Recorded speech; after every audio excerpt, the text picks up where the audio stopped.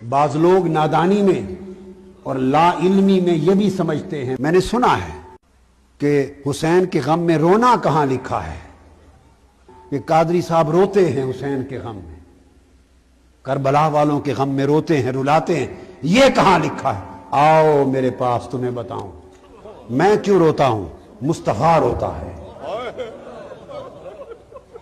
خدا کی قسم مصطفیٰ نہ روئے ہوتے تو میں کبھی نہ روتا۔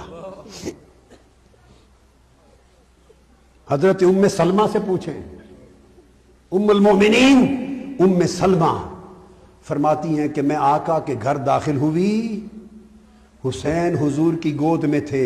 کتب حدیث میں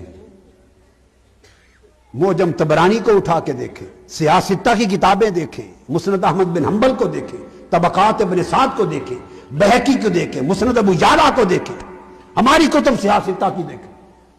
حضرت ام سلمہ فرماتی ہیں آقا کے گھر اندر داخل ہوئی، حسین مصطفیٰ کی گود میں تھے اور مصطفیٰ کی آنکھوں سے آنسو رواں تھے۔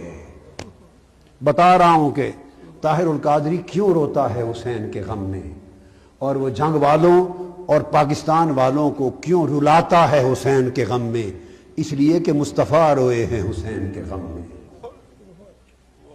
اور جس کے دل میں ایمان ہے وہ حسین کے لیے روئے گا۔ یہ رونا صبر کے منافی نہیں ہے، اگر اسے صبر کے منافی سمجھو تو دیکھو بات کہاں تک جا پہنچے گی۔ مصطفیٰ رو رہے ہیں،